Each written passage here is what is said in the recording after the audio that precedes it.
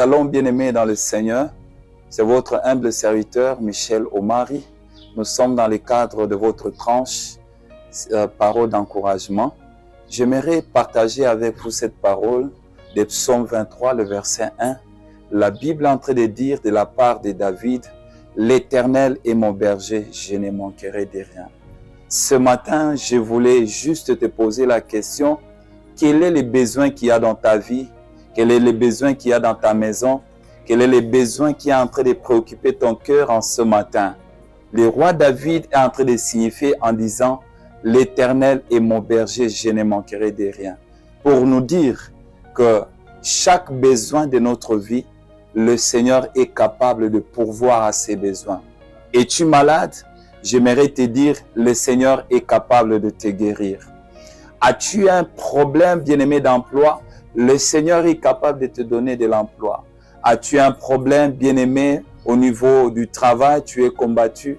Le Seigneur est capable de faire cesser tous les combats. As-tu un problème, bien-aimé, de manque de pardon? Le Seigneur est capable de te donner la force pour que tu pardonnes à ceux-là qui t'ont causé du tort.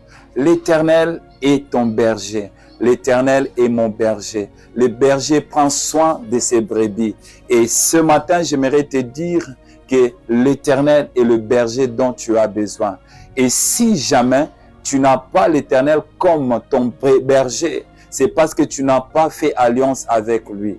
Oui, bien-aimé, le brebis qui bénéficie, bien-aimé, de l'assistance d'un berger, le bon berger, bien-aimé, c'est cette brebis qui a fait alliance avec le Seigneur.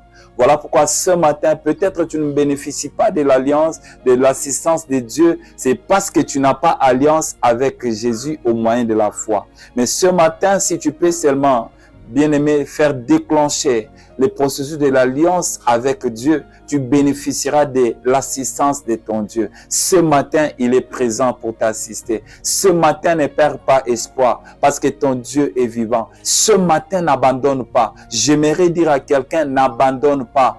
Parce que Jésus est ton bon berger. Oui, Jésus, la différence avec le berger de cette terre, bien-aimé, c'est qu'ils ne sont pas des bons. Mais notre Seigneur est le véritable et le bon berger. Fais-lui confiance, marche derrière lui et il va pourvoir à tes besoins, quel que soit les temps, quelles que soient les circonstances. Il est celui qui s'élève, qui pourvoit à tes besoins. Quel que soit, bien-aimé, les temps dans lesquels tu te retrouves, que ce soit la nuit, que ce soit la journée, il viendra pourvoir à tes besoins. Tu es comme Élie, bien-aimé, qui se retrouve dans une saison de sécheresse.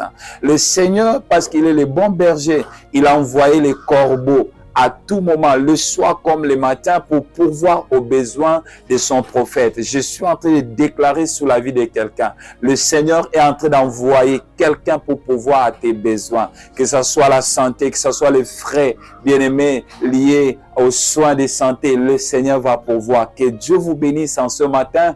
Et je prie que le besoin qu'il y a dans ta maison, les besoins qu'il y a dans ta vie soient pourvus par le Seigneur. J'aime ce qu'Abraham est en train de dire, sur la montagne de l'Éternel, il sera pourvu. C'est-à-dire, pour que le Seigneur pourvoie à tes besoins, tu dois entrer dans sa présence, demander les droits, demander ce dont tu as besoin et il viendra à ton secours. Je clôture par là. Matthieu 7 est en train de nous dire, si nos pères biologiques savent nous donner ce dont nous leur demandons, à plus forte raison notre Père Céleste, alléluia, pourvoira-t-il pas à nos besoins? Je suis en train de dire à quelqu'un, il y a des bonnes choses que Dieu a réservées pour nous. C'est question de les demander et il va les faire. Que Dieu vous bénisse abondamment.